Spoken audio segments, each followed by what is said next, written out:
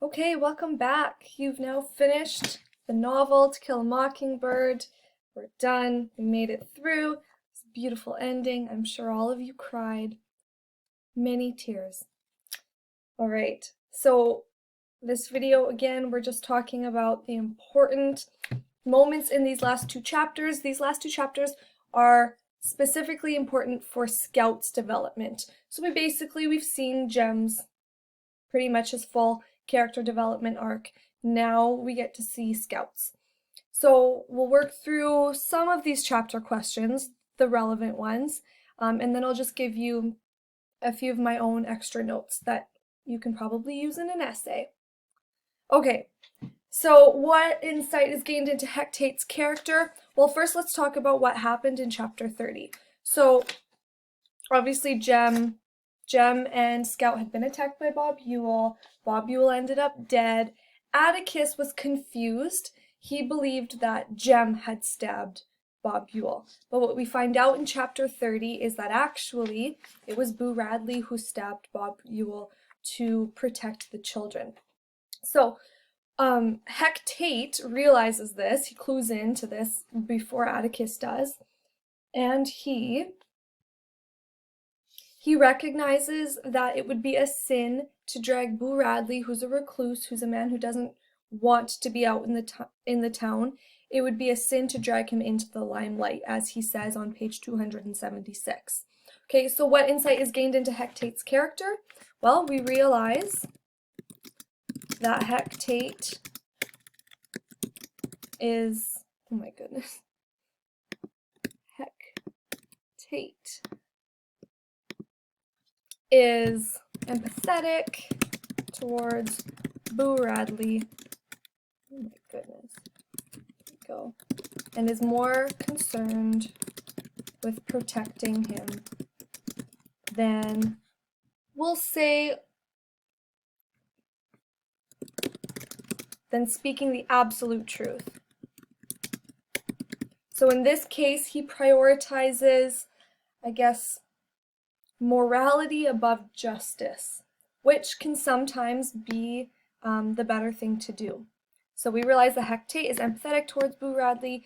He's more concerned with protecting him, protecting his privacy specifically, than he is about speaking the whole truth. And Atticus eventually clues into this and realizes, oh yeah, you're right, we can't do this to Boo. Okay, so what situation do both Atticus and Scout realize? Both realize, similar to Hectate, that exposing Boo to the public eye would be like shooting a mockingbird. So we can write that. Both Atticus and Scout understand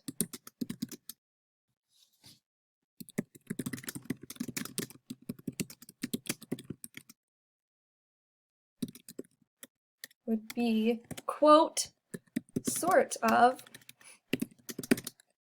like shooting a mockingbird, in that you're no longer protecting his innocence.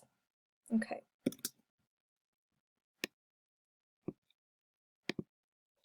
Okay, so that answers those two questions briefly, but what's most important is found in chapter 31.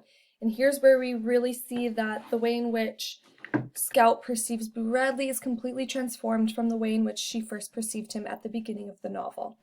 So, first, if we look right at the beginning of chapter 31, on page 278, we see Boo Radley.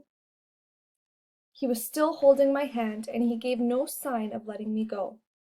Will you take me home? He almost whispered it, in the voice of a child afraid of the dark.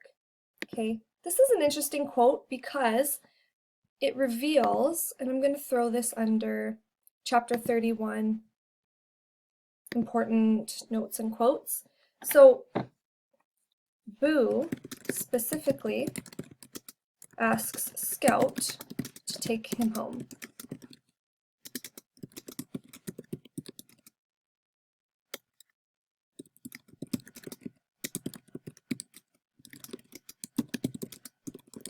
His only spoken lines of dialogue in the entire novel.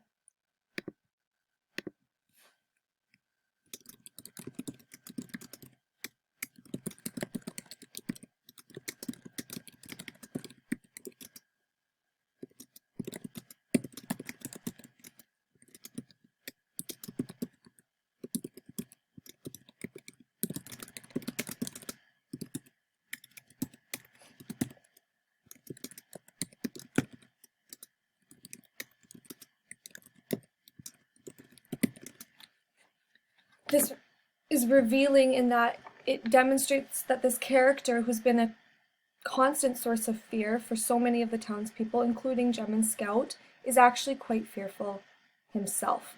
In this way, the text suggests that people are not always what we initially perceive them to be. Okay?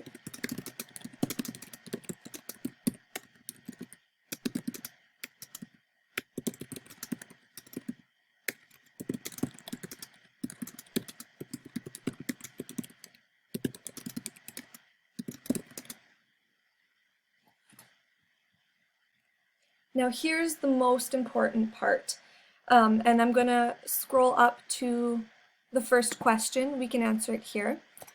For chapter 31, there's a question that asks, in what way does Scout demonstrate sensitivity and compassion in the previous and final chapters? So, in seeing Boo's fear,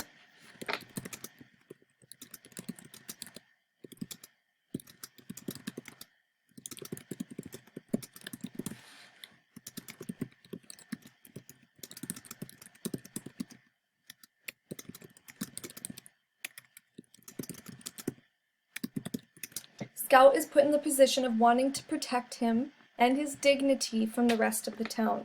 This is found on page 278 as well. Mr. Arthur, bend your arm down here, like that. That's right, sir. I slipped my hand into the crook of his arm. He had to stoop a little to accommodate me, but if Miss Stephanie Crawford was watching from her upstairs window, she would see Arthur Radley escorting me down the sidewalk as any gentleman would do.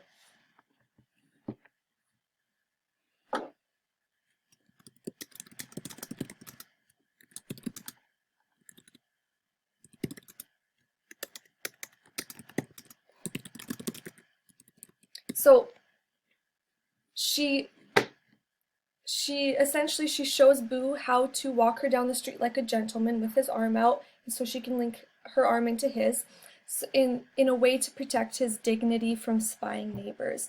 And so this is a huge moment for Scout, because for the first time, she's considering Boo to be a complete human. She's completely putting herself into his shoes. He's no longer a rabid, squirrel-eating monster. He's no longer a being to be fearful of, but rather he's an innocent being that she wants to protect. So the way in which Scout walks Boo down the street demonstrates her desire to protect his dignity from spying neighbors.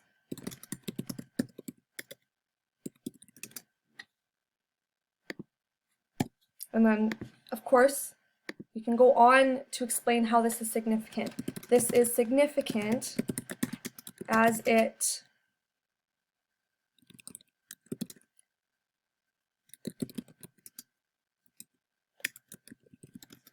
reveals Scout's ability to selflessly place herself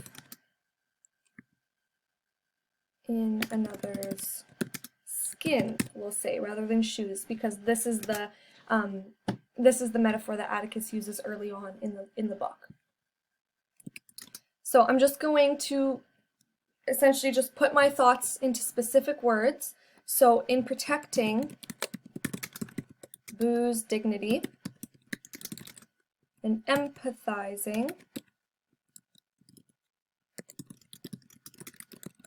with his fears, Scout puts herself in another person's shoes and thinks about the world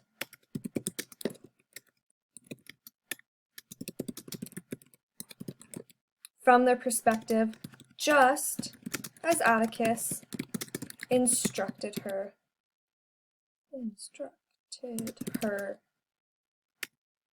period.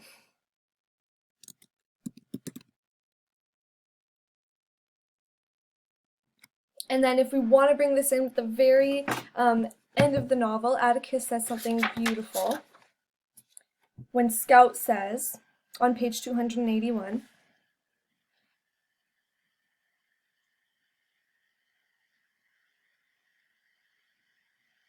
Atticus, he was real nice. She's talking about Boo Radley. His hands were under my chin, pulling up the cover, tucking it around me. Most people are, Scout, when you finally see them. He turned out the lights and went into Jem's room. He would be there all night, and he would be there when Jem woke up in the morning.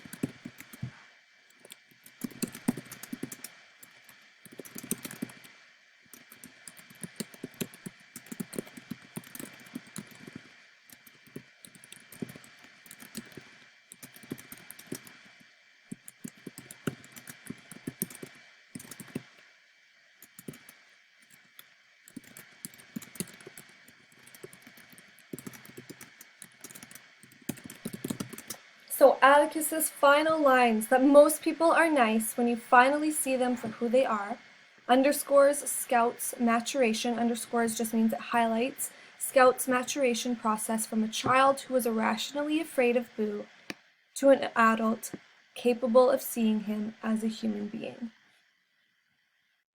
So moving on to number 2, we've talked about this a little bit, about whether or not the novel offers a pessimistic or optimistic view of life. These last 2 chapters, I would say, offer quite an optimistic overall view. Even though on the whole this has been a sad book, it's dealt with a lot of difficult knowledge, it's dealt with a lot of tragedy, but at the same time it offers a hopeful view of humanity. So how do you prove that? How do you show that through textual evidence? Here's what I would say. So not only, and here we're still talking about Boo Radley, because that really is who these last 2 chapters are about. They're about Boo and the way in which Scout perceives him. So not only has Boo become a real person to Scout,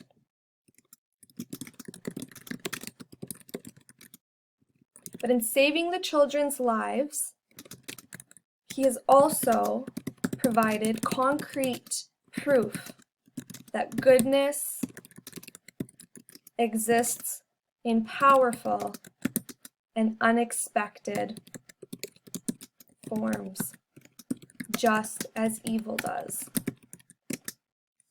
That is essentially what the whole book is about. So the being that Jem and Scout at the beginning of the book thought was an evil monster is the same being that saved them, saved their lives in the final chapters. So it's just a commentary on how, yes, we know, we talked about the duality of nature of man, that we can be both good and evil, but now it's providing a commentary on how good and evil can come from the things we least expect.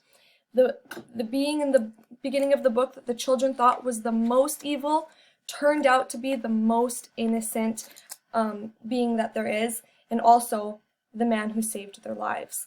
Same as in the southern states, if you were white, you were considered to be good. If you were a white Christian, you were good. But at the same time, we see so much evil being implemented through white Christianity throughout this book. So that's exactly what Harper Lee is providing a commentary on here, is that goodness and evil exists in unexpected places, forms, people, etc. Those were the big key points that I really wanted to highlight about the end of this novel. So I'm going to end my discussion here. If you would like to continue and answer the rest of your questions, absolutely you can. But as for the things that I wanted to talk about in person with you guys, in person. On video with you guys, this was basically it. So, use these things to help you in your essay. I hope you guys enjoyed the novel. I love this book. As problematic as it might be in some ways, it's still an interesting read, okay? Hope you guys enjoyed it as well. So I'm going to end there. If at any point you have any questions, as always, email me. Come chat with me during our office hours as well. Tuesday and Thursday. Tuesday 9 to 10 a.m., Thursday 2 to 3 a.m. Okay? Hope you're all doing well. See you soon.